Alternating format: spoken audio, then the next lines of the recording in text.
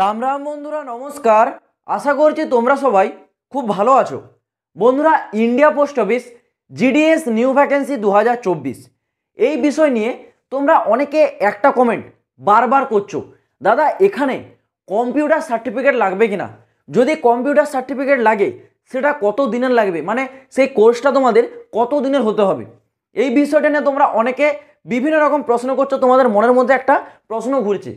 দেখো, এই জিনিসটা আজকে আমি তোমাদেরকে পুরো ক্লিয়ার করে বলে দিচ্ছি। জিডিএস নিউ ভ্যাকেন্সি 2024-এ তোমাদের কম্পিউটার সার্টিফিকেট কি লাগবে, যদি লাগে কত দিনের লাগবে, সেটা তোমরা কি করে পাবে, সেই ডিটেলসটা আজকে আমি তোমাদেরকে বলে দেবো। যারা India post office GDS new vacancy 2024-এর জন্য তোমরা অপেক্ষা করছো, ভ্যাকেন্সি আসলে ফর্ম অ্যাপ্লাই করবে, তোমাদের জন্য আজকের এই ভিডিওটি অত্যন্ত গুরুত্বপূর্ণ ভিডিও। অবশ্যই তোমরা কমপ্লিট দেখো। প্রথমে তোমাদের একটা জিনিস বলে দিই, এই ইন্ডিয়া পোস্ট অফিস জিডিএসে তোমাদের যদি কম্পিউটার সার্টিফিকেটটার কথা বলে থাকি, এক কথায় তোমাদের আমি বলে রাখি, হ্যাঁ এই সার্টিফিকেটটা তোমাদের লাগবে, কিন্তু এই সার্টিফিকেটটা কখন লাগবে সেই বিষয়টা নিয়ে তোমরা একটু কনফিউজ হয়ে যাচ্ছ। তোমরা যখন এই ফর্মটা অ্যাপ্লাই করবে, সেই ফর্ম অ্যাপ্লাইয়ের সময় তোমাদের এই কম্পিউটারের যে সার্টিফিকেট, এটা কিন্তু ফর্ম অ্যাপ্লাইয়ের সময় চাওয়া হবে না। এবার তোমরা অনেকে বলবে, তাহলে কি ডকুমেন্টস ভেরিফিকেশনের সময় চাওয়া হবে? না, ডকুমেন্টস ভেরিফিকেশনের সময়ও তোমাদের এই কম্পিউটার সার্টিফিকেটটা কিন্তু চাওয়া হয় না। এটা কখন চাওয়া হয়? যখন তোমরা জিডিএস থেকে অন্য কোনো পোস্টে ট্রান্সফার নেবে। তোমরা জানো জিডিএস একটা গ্রুপ সিয়েরও নিচের লেভেলের ভ্যাকেন্সি, ঠিক আছে। আমি তোমাদেরকে যেমন বলেছিলাম জিডিএস থেকে, ঠিক আছে, জিডিএস থেকে তোমাদের কিন্তু ডাইরেক্ট এমটিএসে যাওয়া যায়, অর্থাৎ মাল্টিটাস্কিং স্টাফ। এই এমটিএস থেকে তোমরা যেতে পারবে পিএ, বা এখান থেকে তোমরা যেতে পারবে এসএ, ঠিক আছে, এইসব বড় বড় পোস্টে যেতে পারবে।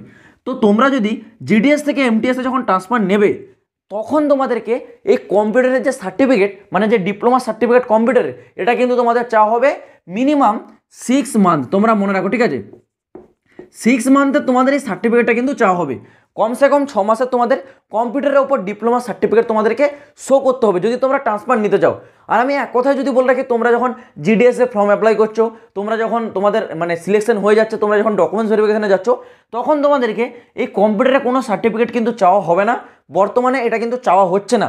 এই সার্টিফিকেটটা তখনই চাওয়া হবে যখন তোমরা জিডিএস থেকে অন্য কোনো পোস্টের উপর ট্রান্সফার নেবে।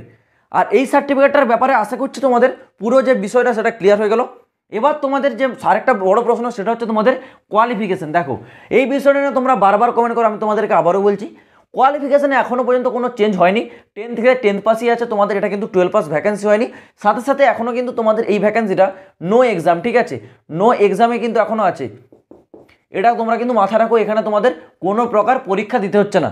তো আশা করছি আমি তোমাদেরকে এই পুরো বিষয়টা খুব ভালোভাবে বোঝাতে পারলাম। তোমরা যারা জিডিএস নতুন ভ্যাকেন্সি 2024-এর জন্য অপেক্ষা করছো, তোমাদেরকে বলবো তোমরা এই চ্যানেলটা অবশ্যই সাবস্ক্রাইব করে রাখো।